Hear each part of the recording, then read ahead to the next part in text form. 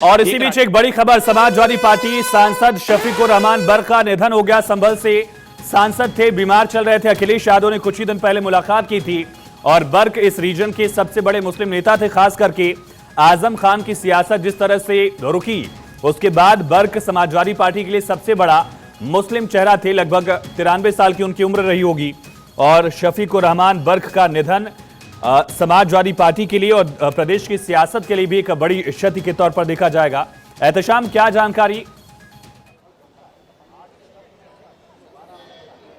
देखिए, शफीकुर रहमान की बात करें तो काफ़ी दिनों से बीमार चल रहे थे और मुरादाबाद के एक निजी हॉस्पिटल में इनका इलाज चल रहा था और अखिलेश यादव ने भी आखिरी वक्त में जाकर उनसे मुलाकात किया था। काफ़ी ज़ईफ हो चुके थे, काफ़ी कमज़ोर हो चुके थे, डॉक्टरों ने उनको वेंटिलेटर पर ले रखा था। तो कहीं ना कहीं शफीकुर रहमान बर्क के निधन के बाद वो सीट खाली होती है, लेकिन अब चुनाव होने जा रहे हैं लोकसभा के। ऐसे में समाजवादी पार्टी किसी न किसी अपने खास उम्मीदवार को वहाँ मैदान में उतारेगी। अब देखने वाली बात है कि वो किसको उतारती है, लेकिन आज उत्तर प्रदेश की राजनीति के लिए एक दुखद की बात है और समाजवादी पार्टी के वरिष्ठ नेता माने जाते थे और कई अहम मुद्दों पर उनका बयान भी आता था। तो कहीं न कहीं समाजवादी पार्टी को लगातार झटका मिलता चला जा रहा है और जिस तरह से राज्यसभा की वोटिंग हो रही है, उसमें जिस तरह से क्रॉस वोटिंग हो रही है, उसको लेकर भी समाजवादी पार्टी आज बेहद परेशान है। और ऐसे में अंदाजा लगाया जाता है कि 8 और 2 का परिणाम आएगा। 8 सीटें बीजेपी जीत लेगी और 2 सीटें समाजवादी पार्टी के साथ लगेगी।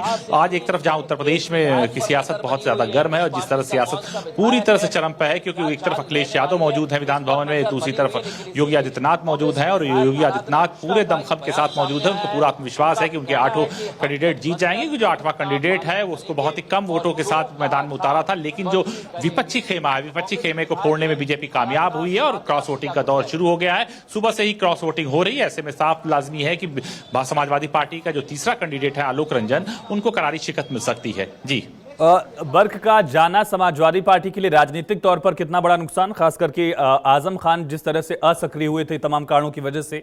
बर्क एक मुस्लिम नेता के तौर पर बड़ी पहचान रखते थे। देखिए, बर्क के जाने से समाजवादी पार्टी को काफी नुकसान पहुंचा है, क्योंकि बर्क इतने सीनियर लीडर थे और उनको एक बार फिर समाजवादी पार्टी चुनाव लड़ाना चाह रही थी। लेकिन जब से वो अस्वस्थ हुए थे, कहीं न कहीं मुस्लिम चेहरे के रूप में वो नजारत आ रहे थे। अगर हम बात करें आजम खान की, तो आजम खान के जेल में जाने के बाद बर्क ने कहीं न कहीं एक मुस्लिम चेहरे के रूप में जगह बना ली थी।